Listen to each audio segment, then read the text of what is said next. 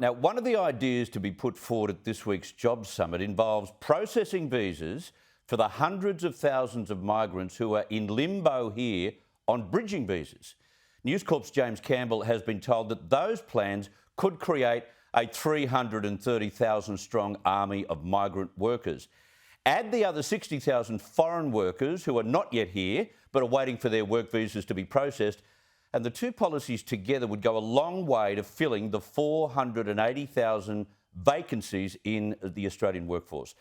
To discuss this plan and a new refugee sponsorship program about to start, we're joined now from the scenic Rim in Queensland by One Nation Leader Pauline Hanson. Pauline, thank you very much for your time this Sunday night. Having 330,000 workers in the short term sounds terrific, but these people are on bridging visas for reasons. What would be your concerns about the transfer from a bridging visa straight to a work visa? Well, a lot of these people may be the illegal refugees that actually came to Australia and were on the Nauru and who actually came across on Medivac. So therefore they'd be on a bridging visa. Now, we are going to offer them jobs. Didn't Albanese under the Gillard-Rudd government say they would never be allowed to stay in Australia? Now, if Albanese agreed with it then, why is he looking at it now? These bridging visas doesn't necessarily mean that they should be allowed to stay in Australia. They're found to be illegally here. What I'd say, Chris, is it's good to see Pete Dutton's come up with my policy that aged pensioners should be actually allowed to work. We've got independent retirees should be allowed to work without further penalties to them. You know, the apprenticeship scheme that the coalition government brought out, it was my apprenticeship scheme that I put to the government kicking and screaming for them to introduce it. We've got that many people on unemployment benefits in this country who should be working. 2 out of 5 years is all they're entitled to get unemployment benefits. The other 3, they must work. You can't just allow them to sit around and do nothing, expecting it to be a way of life.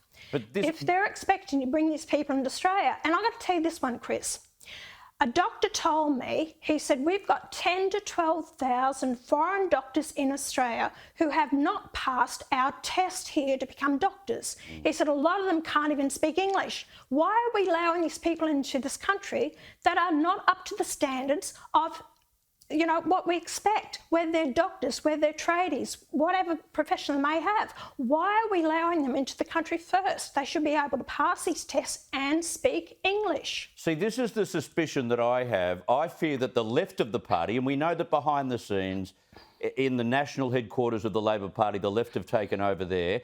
So this is a way of placating the left. All of a sudden, these people eternally on a bridging visa get to work, and it placates the left of the party because Albo can say to the rest of us, oh, well, you wanted to fill vacancies, didn't you? I've just done it. I just think that this could be an easy path for Albo, and it could be the wrong path.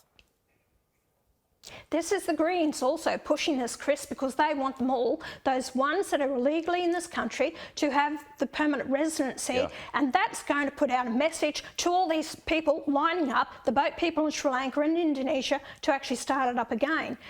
Doesn't mean to say a skilled worker could be those people who can actually go into the fields, pick strawberries, go and pick some fruit off the trees. That is a skilled worker. We're not talking about professionals. We're just talking about people being able to do a job. We have to start waking up to ourselves. We've got to tell these young ones coming through our system that you have to work, you have to, you know, start putting a roof over your own head, food on your own table. It's not up to the taxpayer to be paying the bills for you, because it's not just welfare, Chris. It goes further into that. It's about healthcare. It's about education. We're constantly forking out more and more money to these people who've made themselves unemployable, and we're footing the bill, the taxpayers. It's a very good point. Where is the discussion at the Job Summit about attacking the methodology involved in job seeker, so we can actually encourage them to get off job seeker? But anyway, that's a discussion for another, probably later this week. Here's a program, Pauline, that I thought you might be interested in. It has started. It's got a little bit more merit than the last one. The first numbers of legitimate refugees are being granted permanent residency as part of the Community Refugee Integration and Settlement Pilot Program. It simply matches refugee families to a group of community volunteers who then spend 12 months helping them find their feet.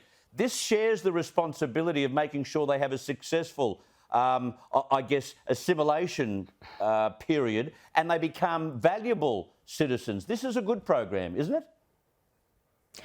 I think it sounds great. What I understand, and they're going to start at 1,500. If it's successful, then it could go to 5,000 on top of the 27,000 that the government brings into the country under the refugee program.